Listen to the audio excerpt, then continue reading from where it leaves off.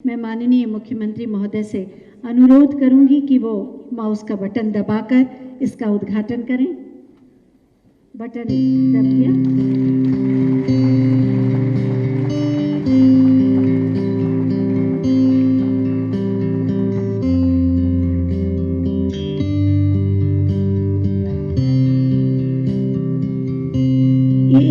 इस e learning platform से आप एक क्लिक करके कई प्रशिक्षण सत्रों में भाग ले सकते हैं, सर्टिफिकेशन कोर्स कर सकते हैं।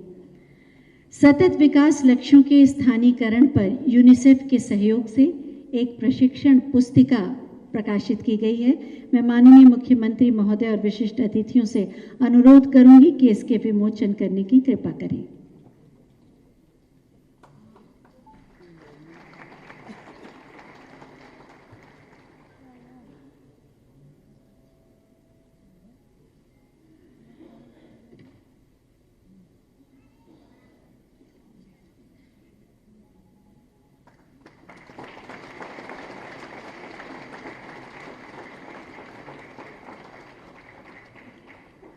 बहुत बहुत धन्यवाद आप सभी का। और अब उत्तर प्रदेश में स्मार्ट ग्राम पंचायतों पर एक छोटी सी फिल्म बनाई गई है, आइए देखते हैं।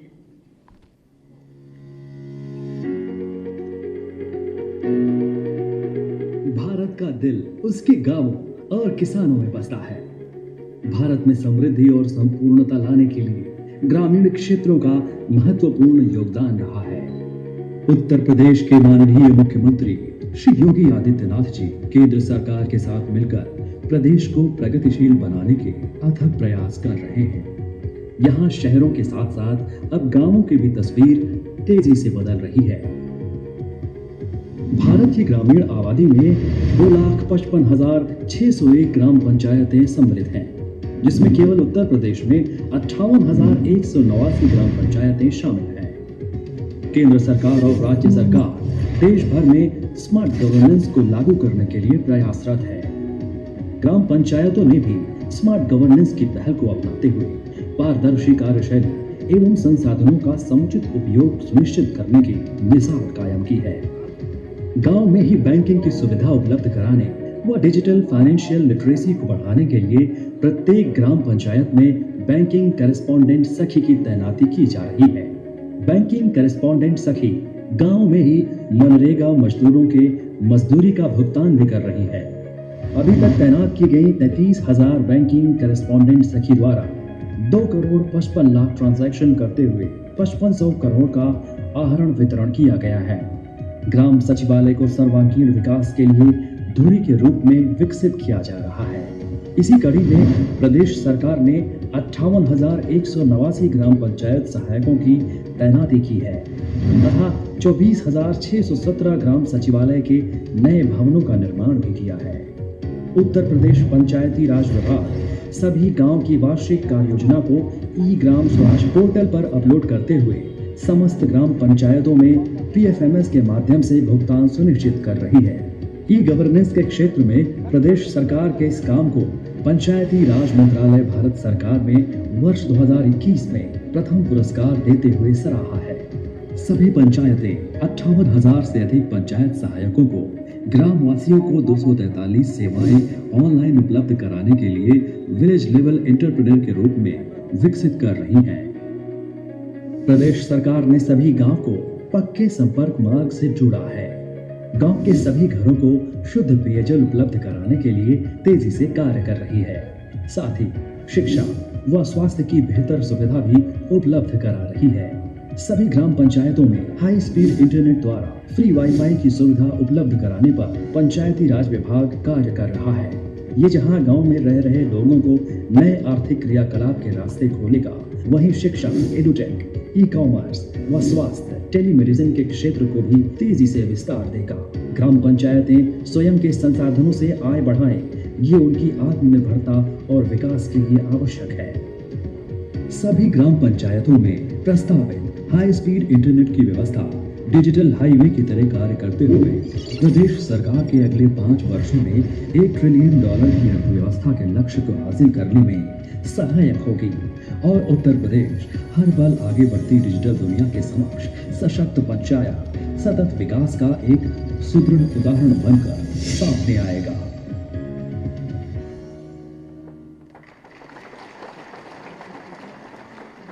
उत्तर प्रदेश में स्मार्ट ग्राम पंचायतों के बारे में अभी आपने ये छोटी सी फिल्म देखी।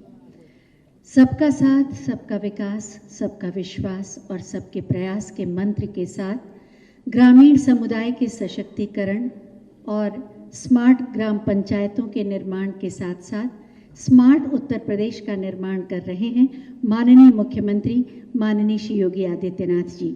मैं बहुत ही आदर के साथ माननीय मुख्यमंत्री महोदय से अनुरोध करूंगी कि अपने प्रेरणादायी उद्बोधन से हमें अनुग्रहित करें। आप सबकी जोरदार तालियों के प्रणाम के साथ।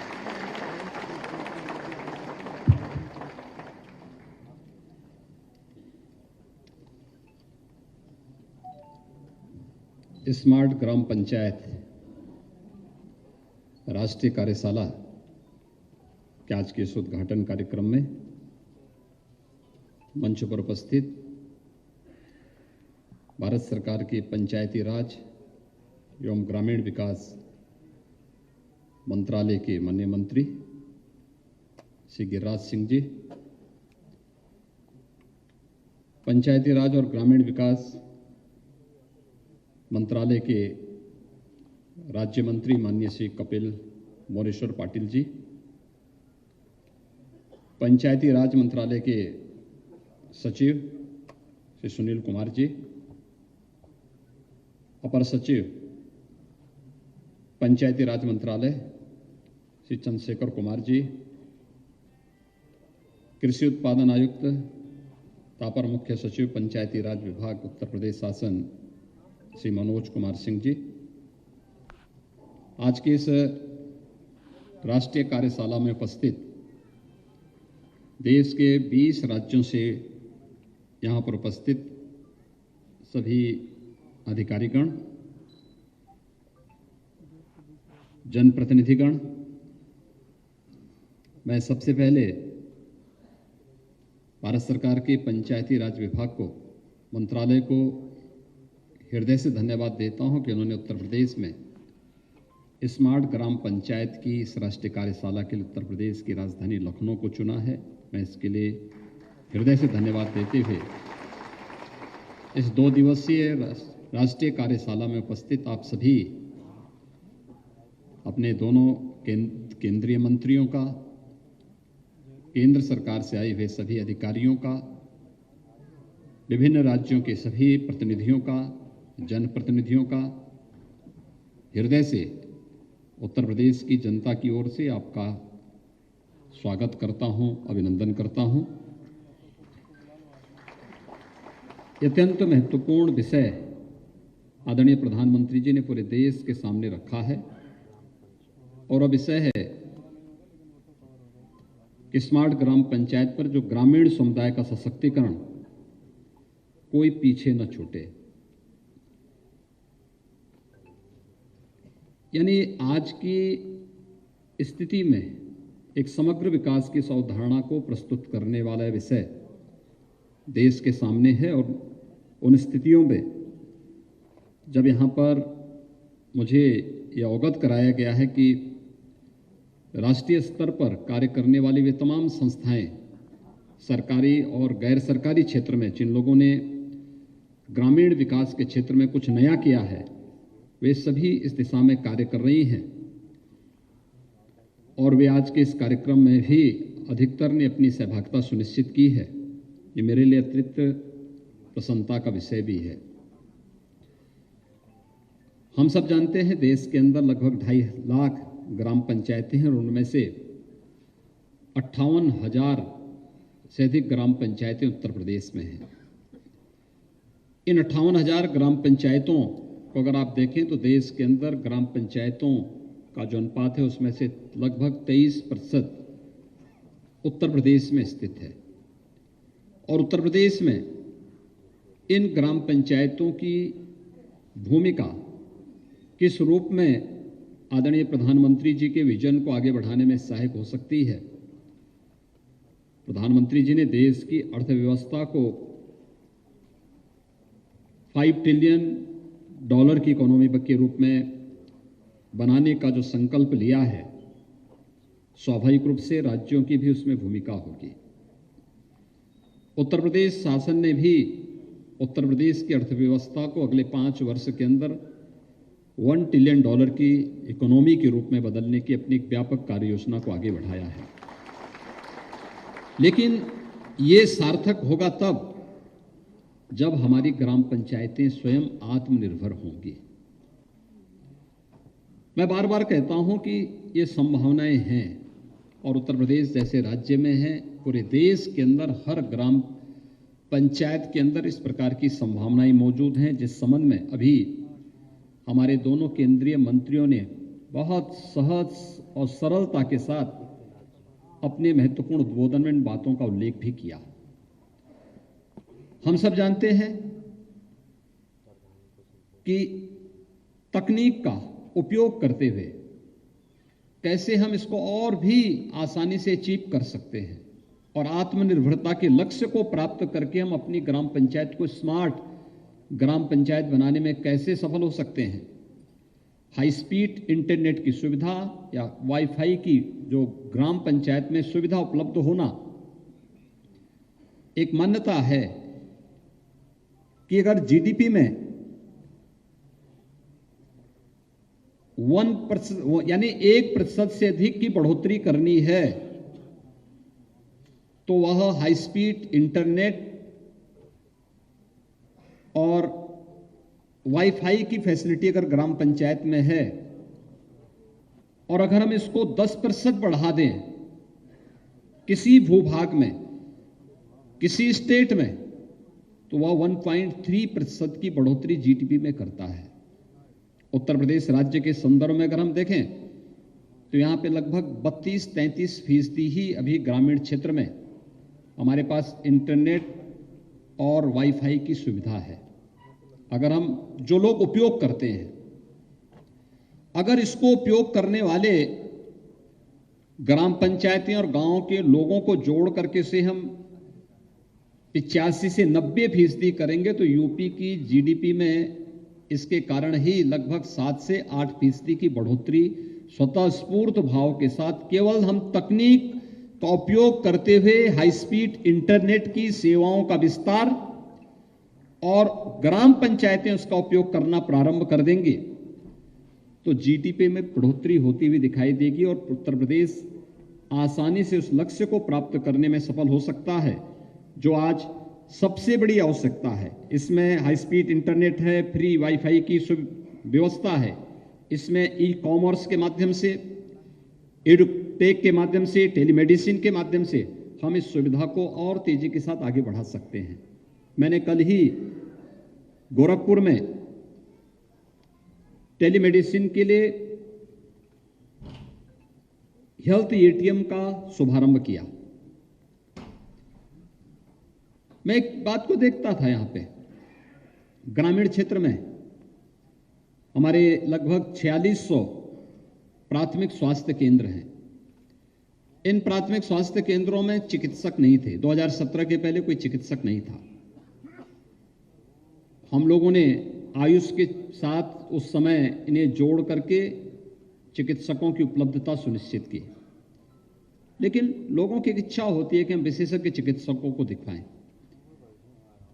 हम लोगों ने 2020 में इन सभी प्राथमिक स्वास्थ्य केंद्रों के लिए एक व्यवस्था अनिवार्य की कि हर रविवार को 4 से 6 विशेषज्ञ चिकित्सक, जिसमें फिजिशियन हो, जनरल सर्जन हो, गायनिकोलॉजिस्ट हो, पीडियाट्रिशियन हो और भी कुछ इस प्रकार की स्किन से जुड़े हुए कुछ डिजीज हैं, इन सब से उनके लिए भी चिकित्सक वहां जाएं।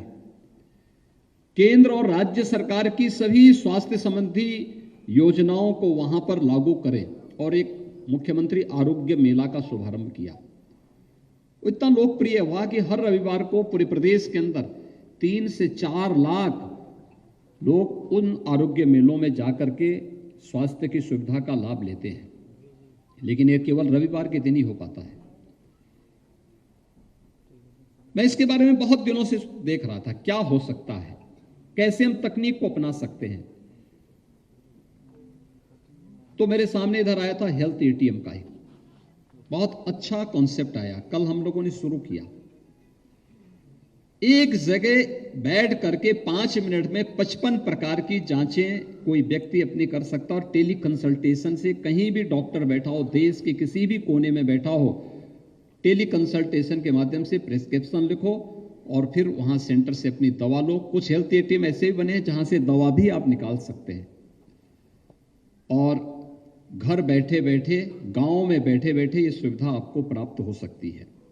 और उत्तर प्रदेश ने इस दिशा में, जहां इन सभी पहले चरण में हम इन सभी प्राथमिक स्वास्थ्य केंद्रों को हेल्थ एटीएम के साथ जोड़ रहे हैं, और सबसे बड़ी बात यह है कि सभी पैसा सरकार से नहीं लगा रहे हैं, ये सब CSR से सारे हेल्थ एटीएम हमारे लगने जा रहे हैं, यानी जन सहभागिता, और इसमें हमारे उद्योग इसके साथ सहभागिता सुनिश्चित कर रहे हैं। और हर ग्राम पंचायत को हम इसके साथ पहले चरण में प्राथमिक स्वास्थ्य केंद्रों को जोड़ रहे हैं, और दूसरे चरण में हम फिर ग्राम पंचायतों में जो कार्य हमने प्रारंभ किया, आपने अभी देखा होगा उत्तर प्रदेश में ग्राम पंचायतों में कैसे हम लोगों ने वहां पर ग्राम पंचायतों में, हर ग्राम पंचायत में ग्राम सचिवालय का निर्माण की कार्रवाई को आगे बढ़ाया है। 58,000 में से 24,000 से अधिक ग्राम पंचायतों में अब तक अपना ग्राम सचिवालय बन चुका है। सभी 58,000 ग्राम पंचायतों में एक एक पंचायत सहायक की तैनाती, जो कंप्यूटर ऑपरेटर के रूप में ग्राम प्रधान का सहयोगी और के रूप में काम करेगा, वह वहां पर उनके सहयोग के लिए पहले से तैनात किया गया है। हर ग्राम पंचायत ने के लिए एक VC सखी यानी बैंकिंग कॉरेस्पॉन्डेंट सखी की सुविधा वहां पर दे दी गई है, और VC सखी में से अब तक 33,000 ने वहां अपने अपनी ग्राम पंचायतों में ज्वाइन किया है। और आपने ये भी देखा होगा कि इन लोगों ने अब तक एक वर्ष में 5500 करोड़ रुपए का लेन देन किया है, 14.5 करोड़ रुपए का नेट प्रॉफिट कमाया है। और एक VC सखी ने तो एक वर्ष में जो शुद्ध मुनाफा स्वयं कमाया है वो 3 लाख रुपए का हर वर्ष वह कमा रही है। यानी ये VC सखी की एक व्यवस्था है, और ये सुविधा हमें बताती है कि डिजिटल लिटरेसी और फाइनेंशियल लिटरेसी में VC सखी की भूमिका किस रूप में हो सकती है, यह ग्राम पंचायतें उस रूप में प्रस्तुत कर रही हैं। हर ग्राम पंचायत को फ्री में वाईफाई की सुविधा उपलब्ध के साथ जोड़ने की कार्रवाई युद्ध स्तर पर चल रही है, और 243 प्रकार की सेवाएं हमारी ग्राम पंचायतें कुछ देनी प्रारंभ हुई हैं, कुछ देना प्रारंभ करेंगे, बहुत शीघ्र देना प्रारंभ करेंगे। ग्राम पंचायतों में अच्छी कनेक्टिविटी हो, हर व्यक्ति के पास अपना आवास हो, हर घर में शौचालय हो। आज उत्तर प्रदेश के किसी भी गांव में आप देखेंगे तो रात्रि के समय में हर घर में, पूरे गांव में LED स्ट्रीट लाइट से पूरा गांव जगमगाता हुआ दिखाई देता है। उत्तर प्रदेश के किसी भी ग्राम पंचायत को अगर आज के दिन पर आप देखेंगे तो यह LED स्ट्रीट लाइट से पूरा ग्राम पंचायत दिखाई देता है। आज उत्तर प्रदेश के किसी भी ग्राम पंचायत में आप जाएंगे, खुले में शौच आपको कहीं नहीं मिलेगा। स्वच्छता है, और स्वच्छता के इस लक्ष्य को प्राप्त करने से क्या लाभ हुआ। मैं कल पूर्वी उत्तर प्रदेश में था, और पूर्वी उत्तर प्रदेश में मैं कल देख रहा था, यह सीजन था जब पूर्वी उत्तर प्रदेश में इंसेफ्लाइटिस से मौतें होती थी। हर वर्ष 1200 से 1500 मौतें होती थी, और 40 वर्ष में 50,000 बच्चों की मौतें हुई। कल मैं गोरखपुर जनपद के डाटा देख रहा था। वहां पे जब हेल्थ एटीएम का शुभारंभ करने के लिए मैं गया एक प्राथमिक स्वास्थ्य केंद्र में, तो मैंने उनसे पूछा, भाई जेई और AES की क्या स्थिति है, इंसेफ्लाइटिस की क्या स्थिति है। इस वर्ष केवल 40 पेशेंट आए, उसमें से मात्र 7 जापानी इंसेफ्लाइटिस थे, और मौत 0 है। यानी अगर आप देखेंगे तो अब तक वहां पर जो मौत के आंकड़े होते, हर वर्ष केवल गोरखपुर जिले में 500-600 मौतें होती थी। स्वच्छ भारत मिशन ने और जो प्रयास विगत 5 वर्ष के अंदर हुए, उन प्रयासों ने अब जमीनी धरातल पर अपना रंग दिखाना प्रारंभ किया है। लोगों को एहसास हुआ है, यह सीजन वहां पर लोगों के दिलो दिमाग में इतने भय का वातावरण पैदा करता था कि पता नहीं कौन सा बच्चा, 1 से 15 वर्ष के बच्चे इस बीमारी की चपेट में आते थे। हर परिवार में भय होता था, पता नहीं इस बार कौन बच्चा इसकी चपेट में आ जाए। और 40 वर्षों तक ये चलता रहा। आज मैं कह सकता हूं कि डबल इंजन की सरकार ने जो प्रयास प्रारंभ किया, आज उसने वहां पर इंसेफ्लाइटिस की मौत की दर को 0 तक पहुंचाने में सफलता प्राप्त की है। और वे बच्चे जो आज इस बीमारी से बच जा रहे हैं, वे भी अपनी प्रतिभा और अपनी ऊर्जा का लाभ अपने देश और अपने समाज के लिए दे पाएंगे, इसमें कोई संदेह नहीं होगा। यह भी उस स्मार्ट पंचायत का ही एक नमूना है। हर व्यक्ति कर सकता है और ढेर सारी संभावनाएं इस दिशा में हैं। और इस दिशा में मैं आपसे कुछ चीजों पर बात करने के लिए अवश्य कहूंगा। खासतौर पर हर ग्राम पंचायत में संभावनाएं मौजूद हैं। हर ग्राम पंचायत इस दिशा में प्रयास कर सकता है। इस समय हर ग्राम पंचायत में अमृत सरोवर बनाए जा रहे हैं। अमृत सरोवर यह आजादी के अमृत महोत्सव के साथ तो हमें जोड़ता ही है। गांव के जलस्तर को ऊंचा करने में भी इससे मदद मिलेगी। साथ साथ अगर वह किसी देव स्थल से नहीं जुड़ा है तो वह मत्स्य पालन की कार्रवाई को भी मत्स्य पालन के साथ भी उसको जोड़ सकते हैं। गांव के अतिरिक्त आमदनी का माध्यम बना सकते हैं। बहुत सारी जगह और भी अन्य तमाम ऐसी चीजें हैं जो हम ग्राम पंचायत की अतिरिक्त इनकम उसके साथ जोड़ सकते हैं। ग्राम पंचायत में अतिरिक्त भूमि होती है। उस अतिरिक्त भूमि के बारे में, जिसके बारे में माननीय श्री गिरिराज सिंह जी ने भी अपने उद्बोधन में भी उन्होंने इस बात का उल्लेख किया कि कैसे हम अपनी ग्राम पंचायत में अतिरिक्त भूमि का बंदरबांट करवाने की बजाय उसका कॉमर्शियल उपयोग ग्राम पंचायत के हित में कर सकते हैं। हर घर नल की योजना लागू हो रही है, लेकिन ये हर घर नल की योजना गांव को ओन करनी पड़ेगी, ग्राम पंचायत को ओन करनी पड़ेगी। उसको स्वयं इसकी जिम्मेदारी लेनी पड़ेगी कि मेरी ग्राम पंचायत है, शुद्ध पेयजल आधी से अधिक बीमारी का समाधान स्वतः कर देता है, दवा का खर्चा उनका न्यूनतम पहुंचा देता है। और इसलिए हमारी जिम्मेदारी बनती है कि हर घर नल की योजना जो प्रधानमंत्री जी की एक महत्वाकांक्षी योजना है, इसको सफलता की नई ऊंचाइयों तक पहुंचाने में हम भी योगदान दे सकें। ग्राम पंचायत में उन्नत नस्ल के गौवंश के माध्यम से मैं भी देख रहा था, हम लोगों ने 2019 में झांसी के अंदर एक महिला स्वयंसेवी समूह गठित किया था, बेलिनी मिल्क प्रोड्यूसर के रूप में। महिलाओं का स्वयंसेवी समूह है। इस समय उसके सदस्य हैं 41,000। उसने 21-22 में जो नेट प्रॉफिट कमाया है वो कमाया है लगभग 14.5 करोड़ रुपए का। अकेले एक मिल्क प्रोड्यूसर ने प्रॉफिट कमाया है। वार्षिक टर्नओवर उनका काफी ज्यादा है, लगभग 150 करोड़ के आसपास का है, और इतने का नेट प्रॉफिट उन्होंने वहां कमाया है। ये हर ग्राम पंचायत कर सकता है। हर ग्राम पंचायत के अंदर ये संभावनाएं हैं। ग्राम पंचायत अपने भूमि को, ग्राम पंचायत की भूमि को गौआश्रय स्थल के रूप में उपयोग कर सकती है, नेचुरल फार्मिंग के साथ उसे जोड़ सकती है, बायोफ्यूल के साथ उसे जोड़ सकती है, पीएम कुसुम योजना के साथ जोड़ करके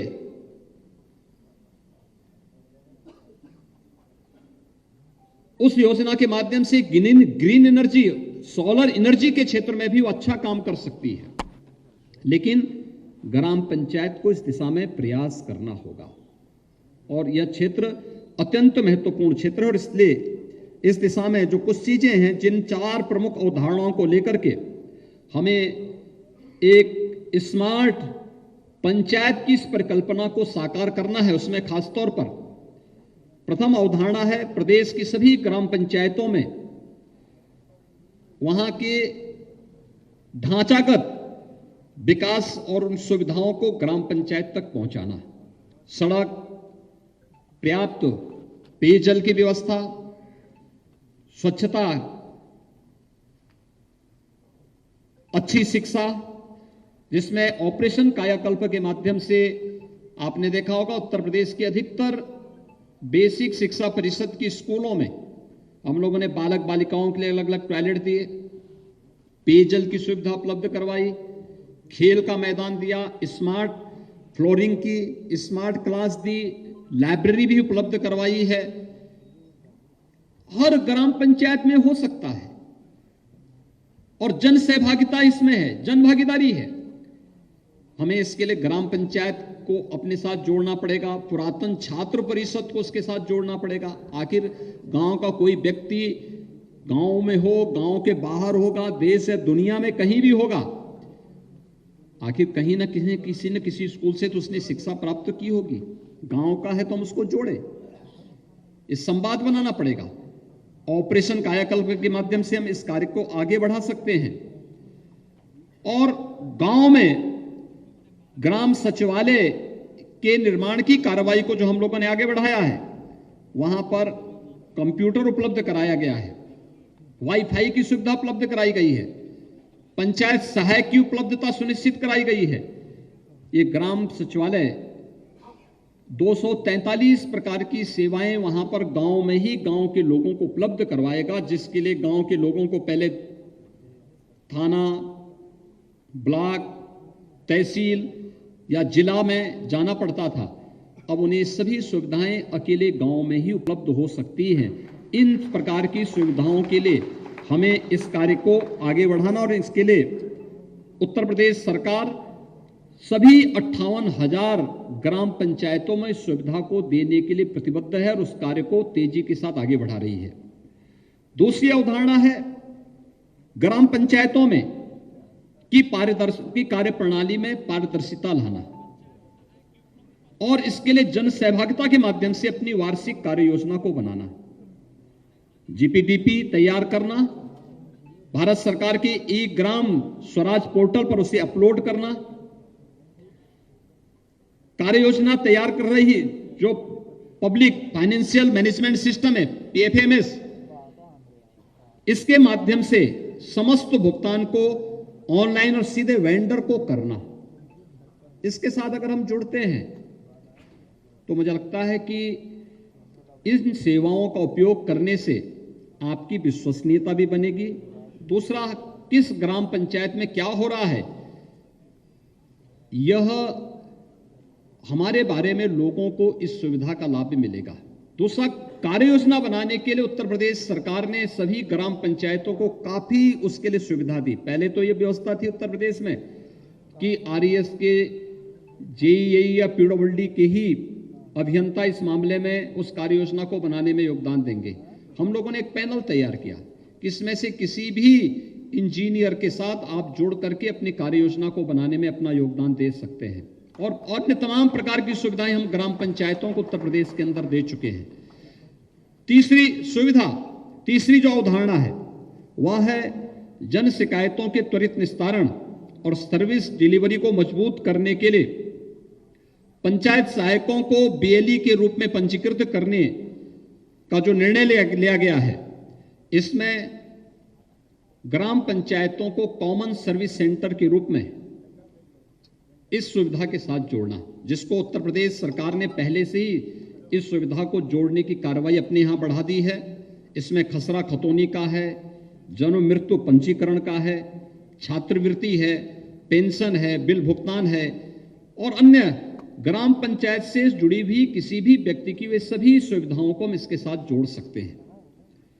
चौथी अवधारणा है ग्राम पंचायतों में एक और कॉमन सर्विस सेंटर की स्थापना हम कर चुके हैं। दूसरी ओर ऑनलाइन सर्विस की बाधारहित उपलब्धता के लिए प्रदेश में जो पंचायतें हैं उनको ऑनलाइन शिक्षा, टेलीमेडिसिन, ई कॉमर्स, इन सभी सुविधाओं के साथ जोड़ने की कार्रवाई को आगे बढ़ाना।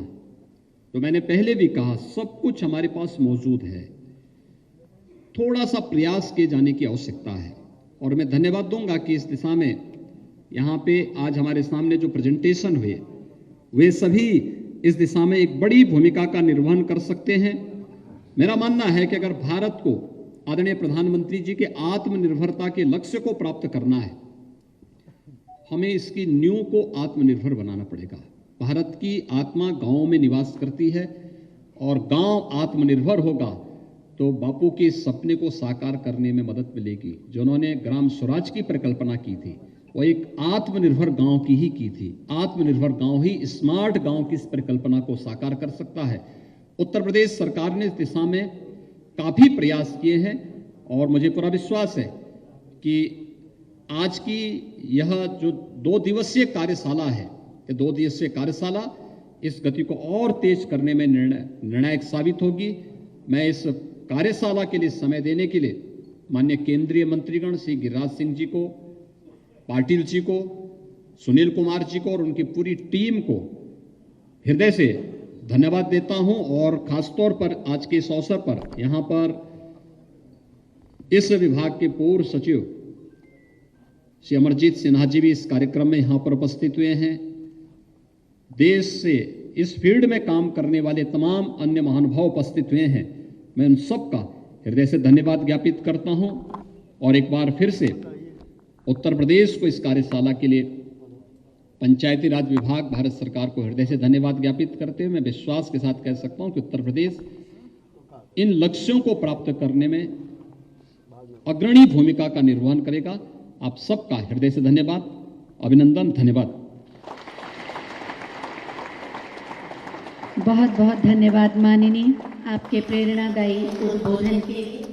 आपकी वाणी सदैव हमें एक नई दिशा की ओर आगे बढ़ने की प्रेरणा देती है और अपना सर्वश्रेष्ठ देने का हौसला भी देती है। और अब बारी है स्मृति चिन्ह प्रदान करने की।